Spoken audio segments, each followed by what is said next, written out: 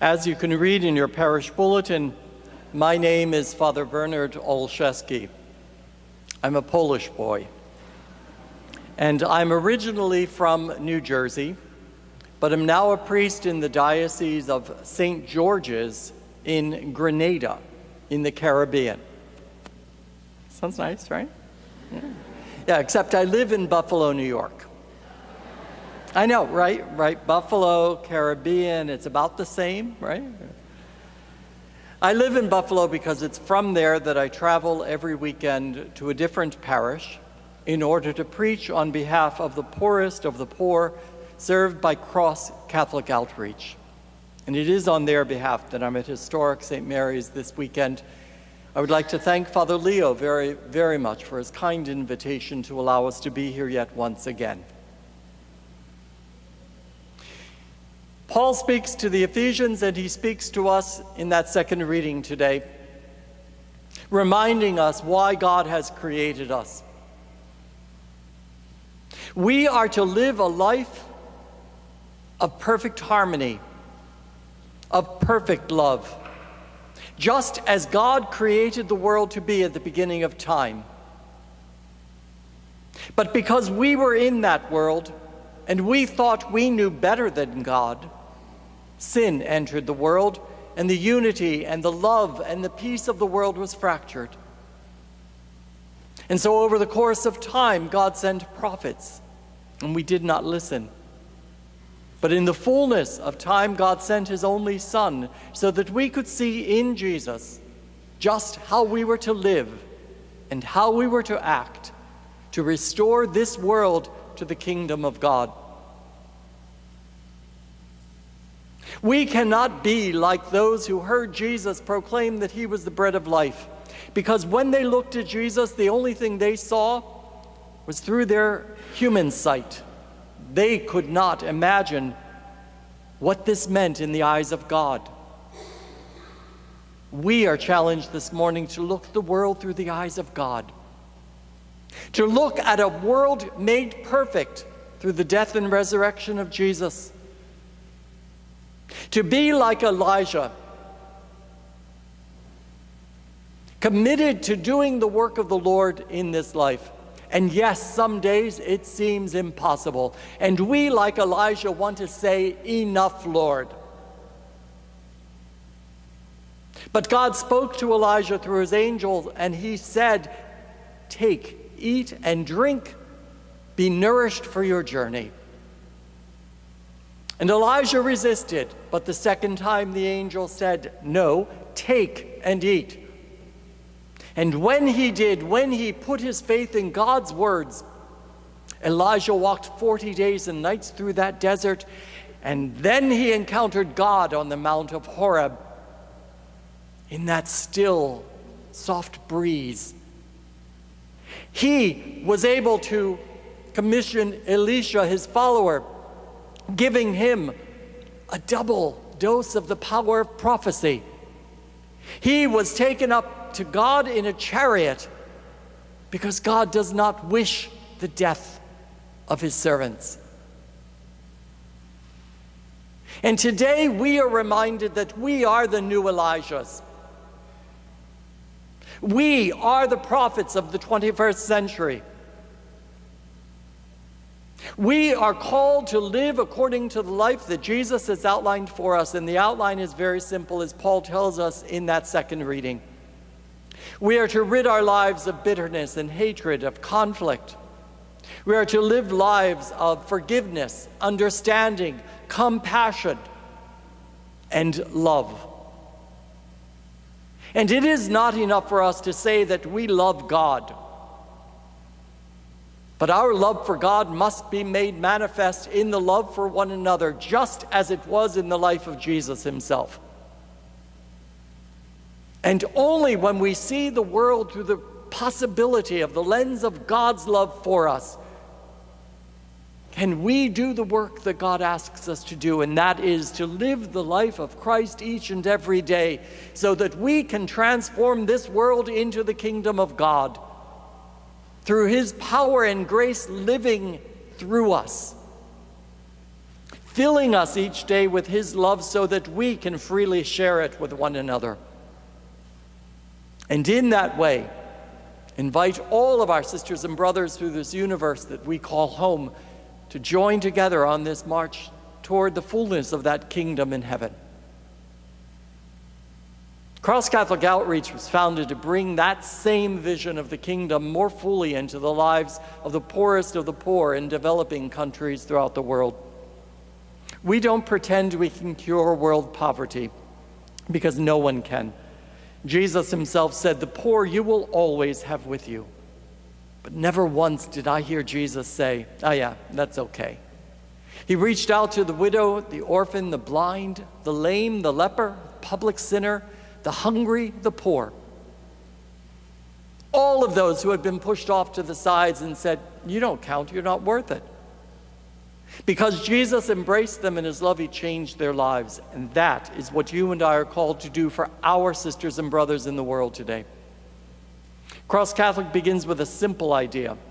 If you want to know what the poor need, ask them, and then look for ways to meet those needs.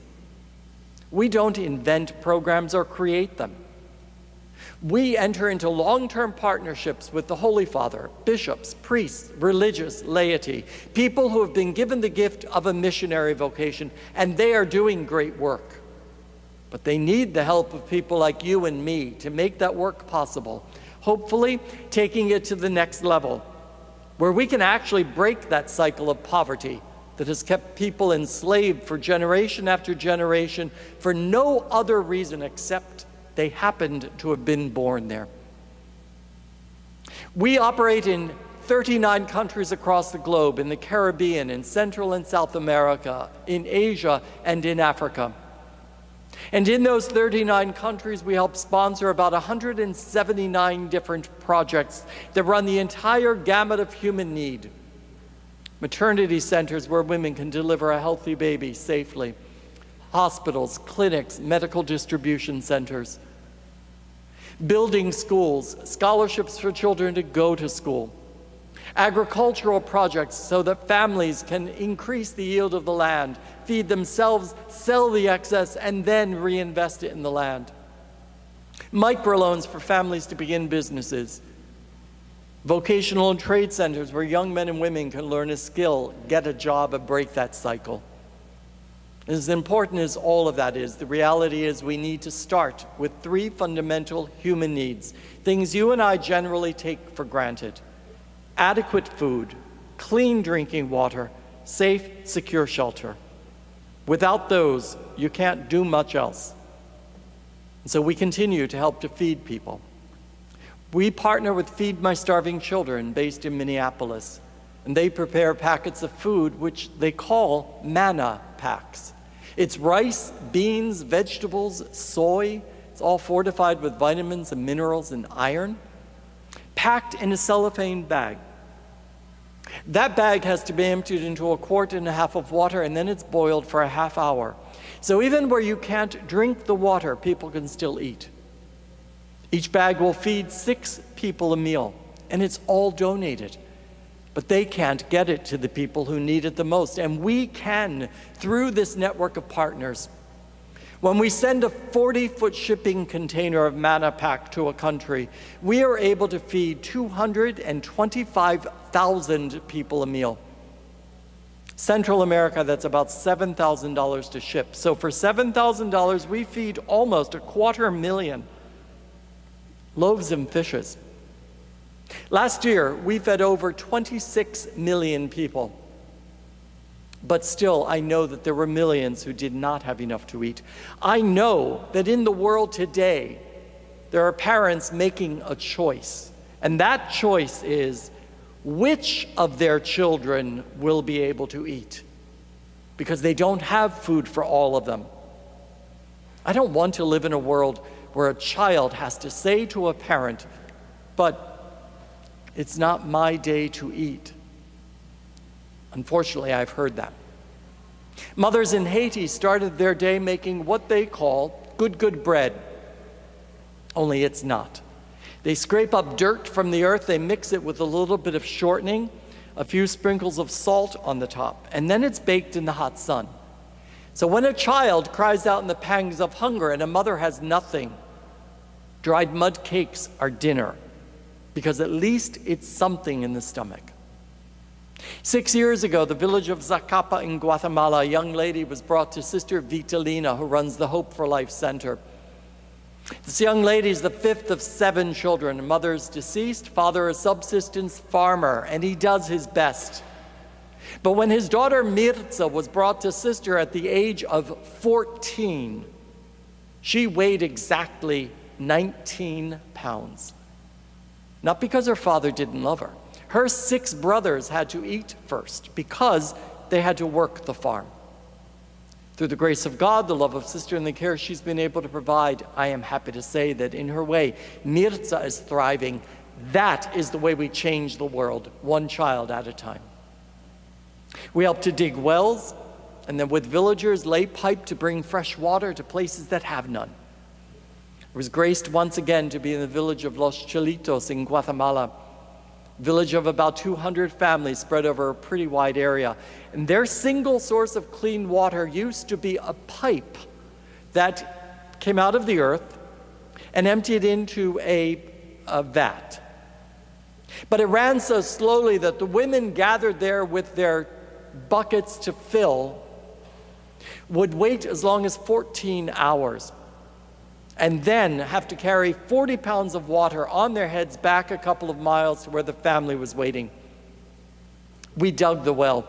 And by the end of last year, every last house in that village now has a tap with fresh running water. And suddenly life is transformed. Hygiene up, disease down, and life is never the same.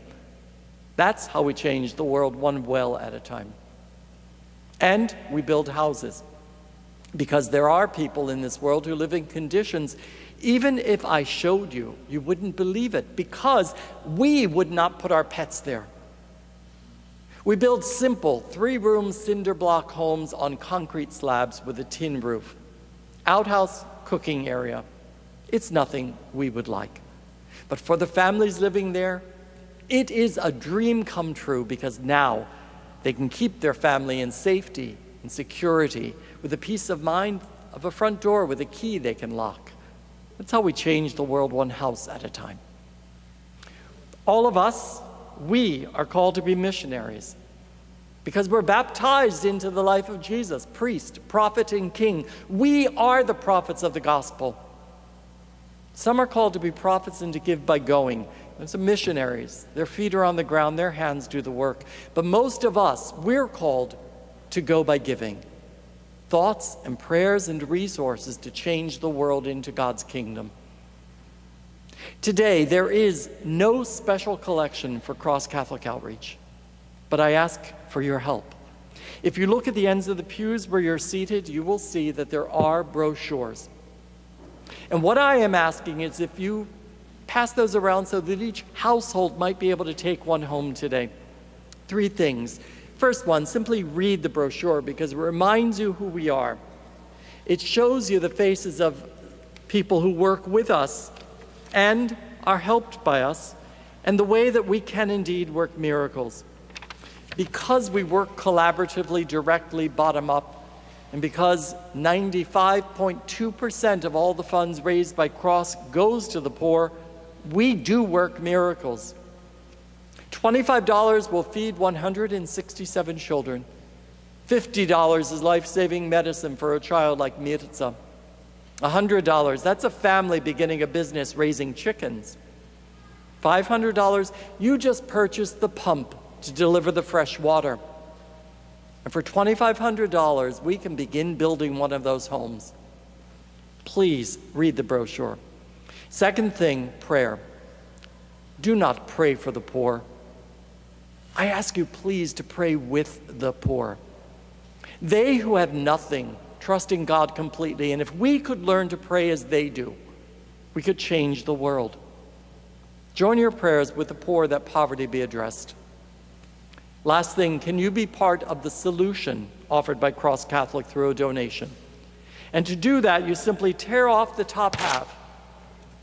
The bottom is your mailer, And in that, you place the check made out to Cross Catholic, or credit, debit card, PayPal. You can call our 800 number or go to our website, crosscatholic.org, safe, secure online. Always include your prayer intentions, because in the office, every workday begins with an hour of prayer, and on Tuesdays, the prayers are these. Seal it, drop it in the mail, and you are good to go. Miracles begin to happen. If you are thinking, ooh, I should do something, but you're afraid this brochure will get lost, I will be at the front of church at the end of Mass. I'd be happy to take it from you. I will put those together and send those off tomorrow. Today I stand before you as a beggar. Simple as that. But not for me. I beg for the poorest of the poor, whose faces you don't see and voices you don't hear. Because I do know at the end of time there is a simple test. Jesus will ask, when I was hungry, did you feed me? Thirsty, did you give me clean water? When I needed training or medicine or education, a house, did you help me?